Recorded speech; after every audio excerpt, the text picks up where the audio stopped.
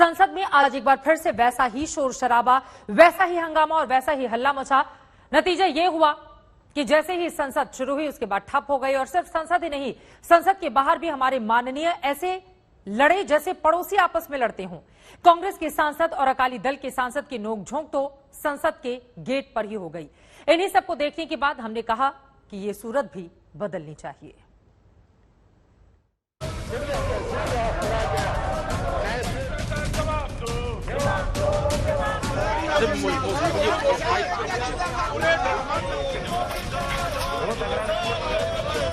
ये bill pass करवाया इन्होंने कैबिनेट में, कराया कि नहीं कराया?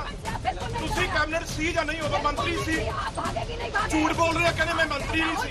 ਤੁਸੀਂ कैबिनेट के मंत्री सी, झूठ बोल रहे हो रे, ड्रामा कर रहे हो।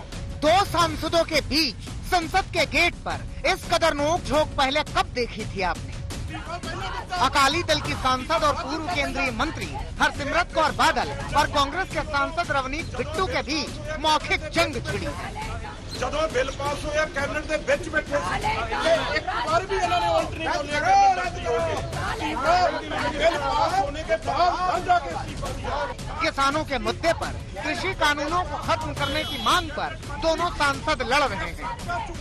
कैबिनेट मंत्री सी मोदी जी तोमर के नाल बैठे सी, नाल बीएसपी ये बिल पास होने वाले कैबिनेट मंत्री सी। ये सबका झूठा बोलो, तुसी ये बोलो सबका झूठा।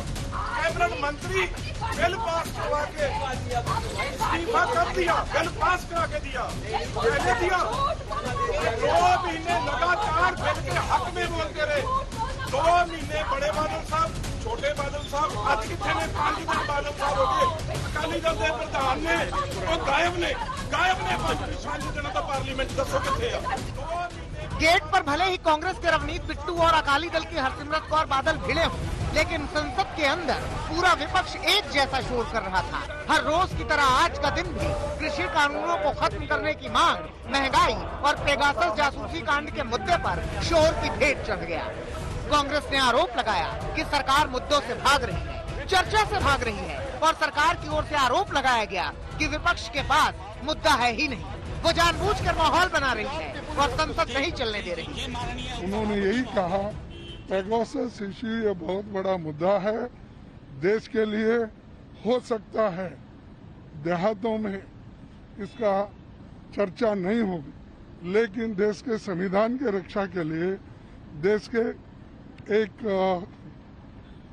लिबर्टी, प्राइवेसी, इसको जो हिफाजत करने के लिए हम सभी लोग एक होकर इस इश्यू को लड़ना चाहिए।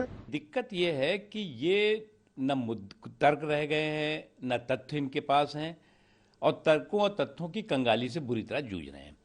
और इसीलिए हर दिन हवाई हंगामा, हाहाकार, पार्लियामेंट की प्रोसीडिंग को न चलने देना पार्लियामेंट के अंदर, और उसके बाद बाहर निकल करके संसद को बदनाम करना, संविधान के बारे में अपमान करना, सरकार को बदनाम करना, ये एक पूरा के पूरा इनका क्रम चल रहा है।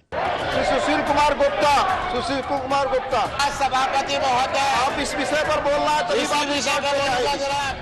जासूसी कांड पर ऐसा ही हंगामा बरपा है। पहले दिन से शुरू हुई लड़ाई 1 इंच भी आगे नहीं बढ़ी। कांग्रेस पहले दिन से पूछ रही है कि जासूसी पर पीएम जवाब क्यों नहीं देते, और सरकार कह रही है कि जासूसी का तो कोई मुद्दा है ही नहीं। मना कर रहे हैं कि हम चर्चा नहीं करेंगे, कि विपक्ष सरकार के खिलाफ एकजुट है, और जो उनका दायित्व है, कर्तव्य है, जनता का मैंडेट है, उसके हिसाब से चर्चा अवश्य होनी ही होनी चाहिए। कांग्रेस की लगातार यही पॉलिसी रही है, वो देश के जो संवैधानिक संस्था हैं उनमें विश्वास नहीं करती, चाहे पार्लियामेंट ही क्यों ना हो।